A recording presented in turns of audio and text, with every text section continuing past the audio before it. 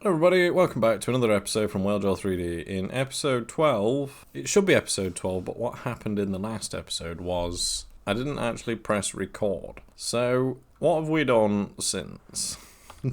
What I've basically done is, I did this thing here. If we turn our subdivision on, I did the little machine gun hole. It's not a big loss, you know what I mean? I've just done an extrusion down to like define it, tidied it up a little bit. Yeah.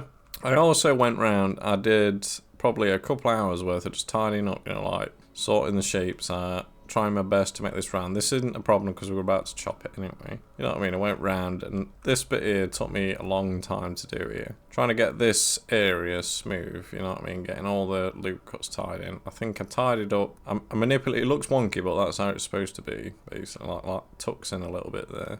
And I think that's about all we got up to. I needed to come and tidy the rear, but we're doing that another time. But I basically got to a point where I'm like, I've got to film this. Because what I was going to do is like, oh, well, I've lost that episode anyway, so I was just going to carry on and chuck in that groove but down here. But it's turned out to be quite majestic, so if we pick up where we left off, what I was doing was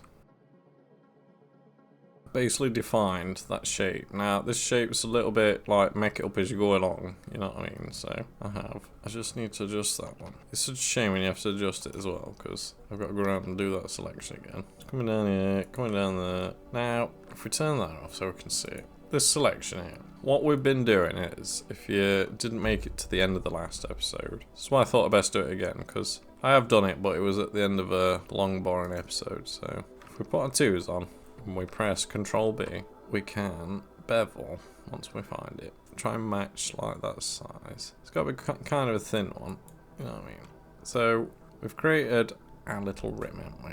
While we've still got this selected, we need to extrude downwards as well now. So if we press E, it's already going down on the Z, which is, that's really good, isn't it? It's matching like the Z angle that we need. So if we just come up, use shift to like slow it down a bit. We don't need to come much, but we need to come down. So you can see that we've got like a big fluffy edge now. What we need to do now is we need to bevel both sides of that, don't we? So what we can do is we can do the center one easy, can't we, with a quick insert. So if we grab this one here and we just spiral our way in like this. What we can do with that now is just give it a quick inset, can't we? So if we come in and just inset it to define the corner. Is that enough, do you think? Pretty much what we're doing on the others, wasn't it?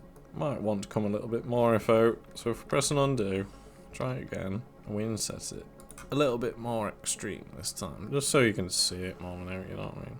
We know we've got a crispy top on there now, don't we? It's just the outer bit now. If we put that on, look, we can start to see, yeah? Now, that looked a bit wonky, didn't it? So if we look on it, it's not too bad. It's not too bad. If we look on our picture, it kind of is, it's an awkward fussy shape to do anyway, so I feel like it is what it is. We just need to settle that shape there, don't we? Might be worth making it a little bit thinner this time as well. And if we look down here, we can see it's a bit nicer this time, isn't it? So should we try it again? Extrude on the Z. We don't want to go too far deep.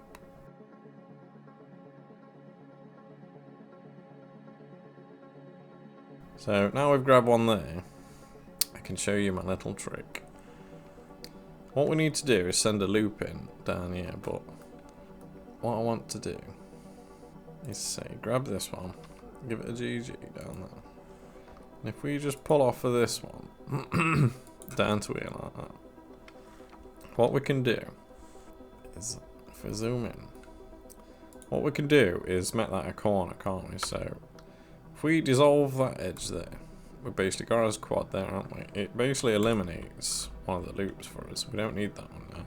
So we can dissolve that edge like that. And that little solve there is amazing. This is how you get around your corners, you know what I mean? So now we need to carry that knife on down there. And it stops the loop going all the way round. You know what I mean? That's the idea. So if we come in, give it a knife. And we only take it to that corner there for now. Because we need to do that diagonal cut as well. Which means we can eradicate one of the loops. Which would be this one here. Now, we don't necessarily need to get rid of it. but I'm going to for now, because that's easy enough to fix, isn't it? And it also means that we don't need that loop cut either. Or we do, but we just need to now tie it into an existing loop, you know what I mean? And that solves us having to fix the front end as well. And can you see how much tidier that corner is, rather than like doing a loop cut there, trying to like get your corners in. It's an absolute mess. So you do it this way, and this way kind of like divides it down for you. It's the best solve I've found. And we need to come around and basically do that now for the rest of it. So, and we don't have to chuck loop cuts in, basically. It's awesome. So, I've come in. It's like, for all the bevel tools that there is, I just find myself doing it myself. You know what I mean? It's like, we could be using something up here called the mean bevel weight and be using it that way, but it never works. Not the way I want it, because I'm always trying to do like crazy shapes. And in the end, you basically just learn how to solve these things yourself anyway, you know what I mean? I personally do enjoy a bit of this. It's like, some people like Sudoku. I enjoy a bit of this, you know what I mean? It's good for the brain whilst not being like too difficult that you don't want to do it. So now if we look up here, we've got to come join that in with there. Alright. If we just select one so we can spin around it. We need to do that up here, don't we? So what I've been doing is just drawing it on with the knife like that. Yeah? And then removing the edges that you don't want. And you can start, and it just unfolds in front of you then, you know what I mean? Which I can only assume that loop cut needs to go up there, doesn't it? Feels like it needs to join onto that one there like that. And we can dissolve that one, there we go. That one needs to go upwards, doesn't it? Like that. Which means we can dissolve that one there. Should we try it? Has been done, but it's made a 5 there, hasn't it? So we need to make that one go into that one, GG. And that's actually smart on that up for us as well, isn't it? You know what I mean? Use these little triangulated corner things, you know what I mean? It's ever so simple. It's so simple when you break it down. If you want to turn a corner with your squares, you've got to do that basically. You've got to put a 45-degree angle in it. It's the only way it'll do it. And once you kind of like figure that out, it all just falls together. So I could literally just time-lapse this now, because it's just the same thing. Draw a board around it, you know what I mean? And I think we've gone down that side, haven't we? We could probably come in and just relax this geometry in a bit more. Like that. We've been around that side, we just need to solve that corner, it looks like. Yeah, which is just getting that one, GG, smashing it into that one, and we've got ourselves tidy geometry. And look how much tidier that is, you know what I mean? All that craziness, but it's lovely and tidily in there. So I'd consider that a successful bonnet cutout, you know what I mean? I'm just gonna do me old smooth, scale the Y on a 0 and you know what I mean, just to tidy things up. Well, that's not ideal there because of the, might be worth copying that one, bring it down, get a bit more room.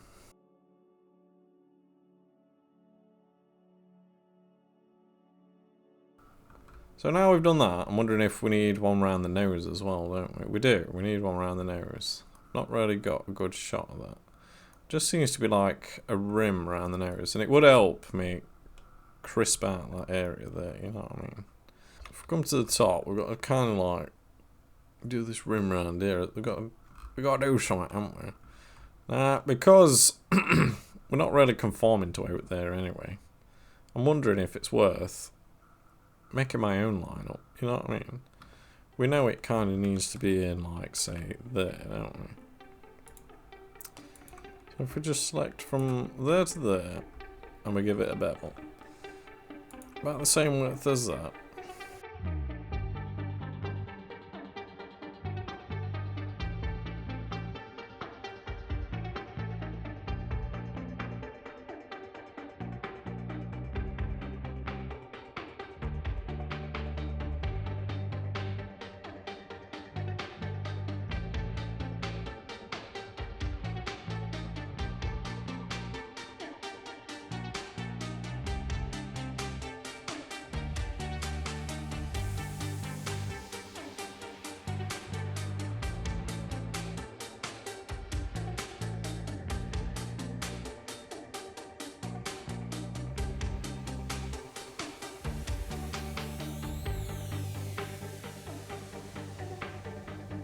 Ugh, let me sort my kitty out. So, welcome back. Kitty's gone for a poo. What we need to do now is put these little vent holes in, don't we? So, we've obviously not conformed to that shape. We've done our own thing. So, we need to now think about how we're going to achieve that. So, there's basically 4 equally spaced. 1, 2, 3, 4. 1, 2, 3, 4. Like that. But obviously a lot closer. So, is it worth trying to... How far? It's kind of close to that bit in it, so... Give it some GG. We could have actually done 2 rows at once, and I'm just...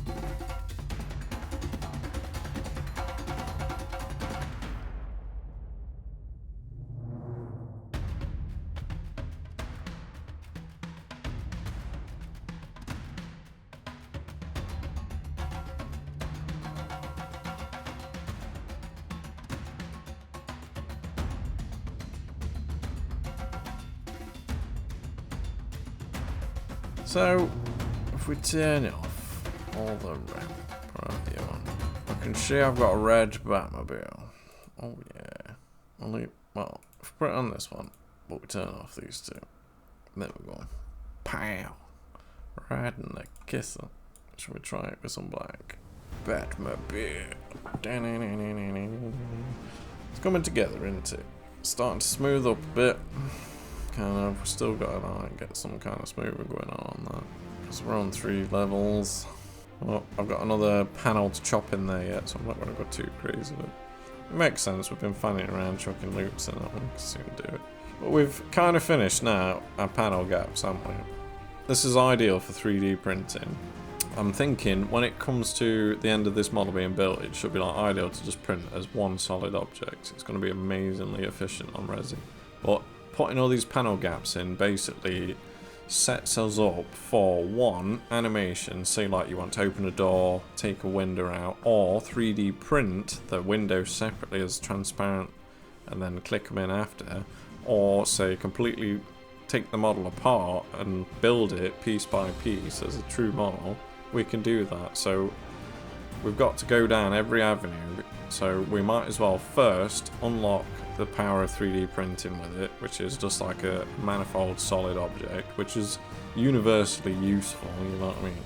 And then as a result of that, because we've defined all our shapes, we can then quickly pull these panels off, like your doors, even though like it's more of a lid on this, isn't it? Like the wheels and stuff.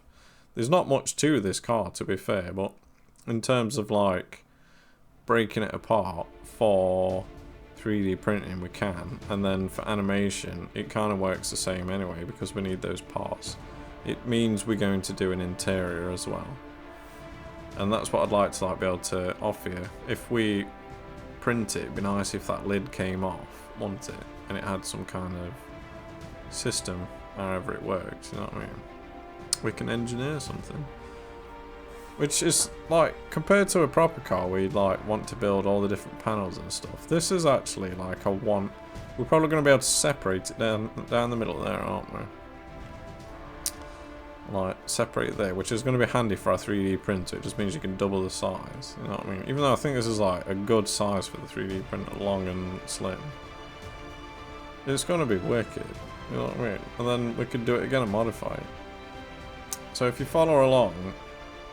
I think there's going to be a 3D print file pretty quick. The wheels won't take long. The wings, they're not far off, really, to be fair. The wheel arches, that's done. think we've just got to do this back end on the next episode. And then this object is done. Everything else would be printed separately, you know what I mean? Like this stuff that's in here. Like the exhaust thing. Because you'd want to paint them separately and then just like slide them in. It'd be perfect to just like click in a little face here there.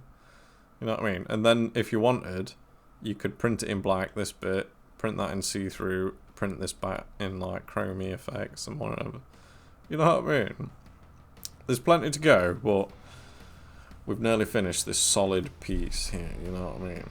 Which is awesome. Them little extras shouldn't take long. They'll be fun little episodes here. We've pretty much tackled the difficult bit. The bit I'm looking forward to in 3D print as well is actually making a functioning gun. I don't know where I'm going to do it. I feel like we can have a little button on the bottom, you know what I mean, where we can just shove it all. Somehow, we've just got to hide that button in, you know what I mean? We should be able to do it. I look forward to that. And if we're doing that, it bodes perfectly for animation, you know what I mean? So we're going to get animations. So I'm going to teach you everything. How to build a car, how to animate it, and then how to 3D print it. How about that? Like, comment, subscribe. But, good start for tomorrow. Just come in tomorrow, can either start the sides, I'll start the back. I might do the backs. It's just a bit nice to look at something else. We're going to probably throw in some geometry and see where that goes. You know?